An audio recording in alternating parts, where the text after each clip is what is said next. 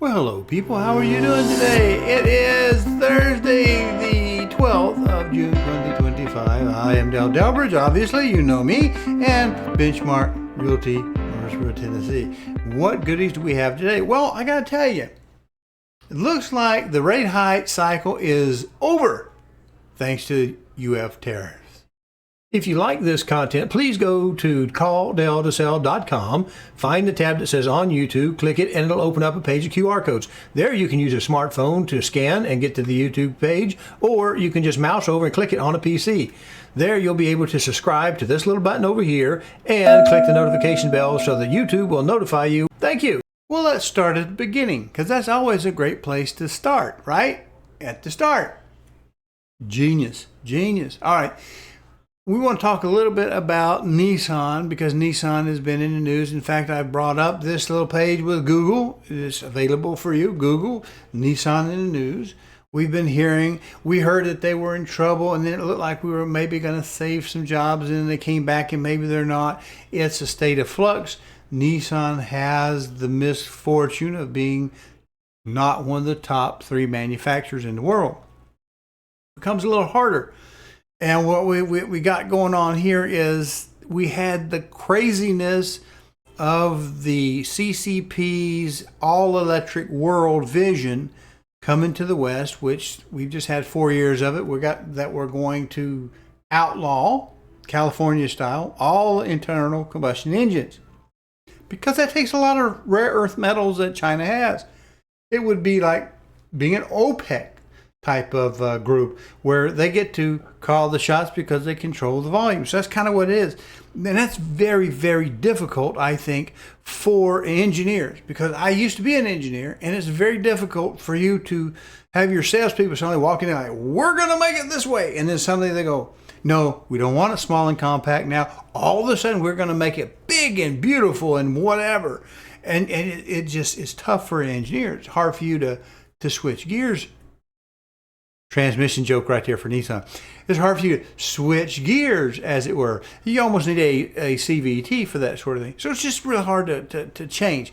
And big companies like Mary Barra at GM's not done a great job with General Motors, but she was just all in for the win, all electric, and she's hurt General Motors significantly. Stellantis, similar, but Nissan just doesn't have that capital. But we in Tennessee, we in Murfreesboro and Smyrna and Rutherford County, we need our Nissan people to keep their jobs. We need them to keep their house. We need them to do well. We need them to live their lives to the fullest, because we only get one of them. We want them to do well. But Nissan is in the news. And we have some doom scroller type people out here. Man, oh man, do people love being negative. Nissan has been in the news for a mix of financial restructuring and new product announcement, ongoing Formula E involvement. Well, it's pretty tough as you're trying to work with limited staff and resources to try to jump into this EV stuff when we've got enough years under our belt that they're not particularly good for most Americans. They're just not. They're bad for the environment. Lithium poisoning. We see in California, they will burn. So that's not really going to help them too terribly much. But we also see how the dominoes fall in people that really depend on Nissan to be successful. And we want Nissan to be successful. Nissan supplier Morelli files for Chapter 11. Not good. That's new news today. I just want to give you the headline. I don't want to read it to you because I don't want to bring you down. The new Nissan Leaf is torquier. I would like to say torquier, because that sounds very exotic and French. But that's not even its biggest upgrade. So I think this is Motor One's probably got some good hype here. Well, this is down. This is up probably. Nissan Bridgestone confirmed layoffs in May amid a concern for demand. We don't know it's uncertain. We don't know what the demand is going to be. So they're very concerned about that. It's 3 days old. The all-new 2025 Nissan Murano earns IIHS top safety. That's good news. So this is my good column on this side. This is my not so good column on that side. But we've got to look at things without rose-colored glasses. Now we have the negativity. What is happening to Nissan? Is Nissan on the brink of collapse? Why is Nissan discontinuing? What is Nissan closing down? Why is Nissan closing down? Well, I don't think they are. I think they're just doing what all businesses do. They just draw some eyes because they're popular and important to us in Rutherford County. They can affect our housing markets and our schools and our people, and we don't want anything bad to happen. I don't think necessarily anything's going to. I think things are going to get better. But I want to show you just a little bit of some doom scrolling here, because I did tell you that we're going to deal with this rate hike cycle that possibly the tariffs have put an end to. Are you ready? Are you ready? Let's go look at that. U.S. tariffs may have ended the Bank of Japan's rate hike cycle, former policy maker says. Are you ready for that? Okay, I'm not going to try this name. I want to give them credit, but I can't say that name. It's 8 hours old, and of course that was today, if it's just within 8 hours. And we see this gentleman in the back, and I believe that he is the Bank of Japan's governor there. Same thing with our FOMC and our little guy who I still don't know why he was telling Trump he wasn't going to quit if he asked him to. There's something going on at the Fed that we are just not privy to. So that's half of the Bank of Japan's governor. Not going to try his name. Attends a press conference at the central bank, and this is from back in March. We're in May now, starting in June already. Well, about halfway through June actually. The U.S. tariffs to hit Japan's export wage growth. Messiah says real test of Japan's economy could come in 2026. The Bank of Japan is likely to hold off raising rates. That's the good news for people because that's the cost of money. 2025, possibly into 2026. BOJ should commit to keeping rates low. I think that's somebody's thought process here. But at any rate, we're looking at this. President Donald Trump's tariffs may have put an end to the Bank of Japan's rate hike cycle, with the chance of further interest increases fading fast. Now, the reason I think this is important is Japan's economy, like much of Asia, much of the world, we're the ones in the driver's seat, not them. Because their economies will completely collapse if they don't have the free world, free market society of the U.S. to buy their stuff. And so it's a big, big fly in the ointment when Trump wants to get to the table and say, we're going to talk about these one-sided deals. America's not a sugar daddy. We're not here to make your life great. We're here to work together. This is, it's like marriage is a cooperation. It's not a one-sided event. And so he's trying to do that. So he's just getting a lot of guff from everyone. So let's look at this next one I have pulled up here. This is how the world represents the Trump things going on here, right? New China trade deal takes U.S. back to where it started. Look how negative the Times is. The Gray Lady, it's a leftist organization, right? And then we have Bloomberg. For Trump, resolving U.S. trade fight. See how they use the word fight comes at a cost. U.S. tariffs on China won't change again. Lutnick says, I want to talk about this clown. China appears to downplay U.S. trade deal, Trump says, was done. Yeah, because they don't want to give him a win. Nobody wants to give the U.S. a win. Well, if we look at Nissan in the news, what did we see? Let's roll that down. Unlike Nissan, who has a positive column and a negative column.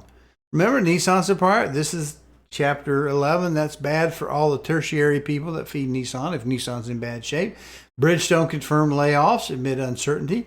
Right, that's not good, but there's some good stuff over here. The Nissan Leaf being Torquier. The all-new Murano IIHS top safety. That's good news, but we don't seem to get it when it comes to our current leadership. It's all negative. Trump says rare earth deals are done. Well, I wanted to see what the BBC had to say for it, because oftentimes our people across the pond and other places are more objective to United States politics. And it turns out they're just quoting Lutnick. I mean, this is what we see so much of. We see someone's personal agenda coming out there, and it just spreads amongst everywhere. And then if you're not paying attention because you hate politics as much as I do, I despise politics, you hear it in your head, it's all doom and gloom when it's really just somebody's politics. Trump says rare earth deals are done. So I'm going to cut this off right here and just tell you this, that we do need rare earth metals here, and we don't have as accessible quick response to them as China does, because China is not really a good ecological player on the world, but they have the stuff, and that's part of wanting to have EVs. As the CCP said about 5-6 years ago, they wanted to basically be like the oil cartels. They wanted to do that with rare earth metals, and they've worked on that. Hello, I'm Dale Delbridge of Benchmark Realty, Murfreesboro, Tennessee. If you are currently unrepresented and would like to know how to compare up to 3 properties side by side and room by room, then go over to my new YouTube channel, Call Dale to Sell. That's 1 L and Dale, no spaces. Watch the demo on Real Scout, and then call me and we'll set up your exclusive ad-free account today. Well, alrighty, let's get these numbers out here. Last week, 6/5 of 25, we had 26,646. That was increasing in the opportunities over the previous week. We had 4723. That decreased, that tipped down just a little bit. In fact, it dropped us from 19 to 18 last week. This week, we have 26,940 in the opportunities. That went up a little bit. And we have 4781 also went up a little bit in the under contract still showing, and yet the ratio remained steady at 18%. Now, the reason I have these is because at a glance, we get an idea of what's the volume available, and I don't really see anything too terribly bad because, you know, it is summertime, the green season. This is when we want to sell houses, are easier to sell when things are green and pretty than when they're cold and gray and And we've had some disruptive rain here lately, but that's what it is. And it's pretty steady. And if we look at this, if I go back through 4/17, basically about a month or so ago, from 5/12 to 4/12 to 4/17, somewhere, and it's 12 today. So that was 19, 18, 19, 18, 18, 19, 19, 18, 18. So our ratios are staying about the same. But what's happened to the volume is, we had on 4/17, we had 24,127 versus the 26,940 now. So the volume is coming up, but yet the ratio between them really hadn't changed a whole heck of a lot. Now, if we were to go back towards COVID in the beginning, somewhere in toward the front, let me flip it over. When did I start this stuff? Let's go back to, are you ready? 9/3 of 21. We only had 9,816, and about half of that, 4,619, were the under contract still showing. That's 9,000, less than 10,000. Now, today, we have 23,000, almost 24,000 homes on the market. So we've seen tougher times, okay? We just need to keep going on with our life. You need to buy a house. You need to sell a house. We need to get in that school zone that you want the kids to go to. You want them to have that opportunity to play on that ball team, whether it be football, baseball, or something.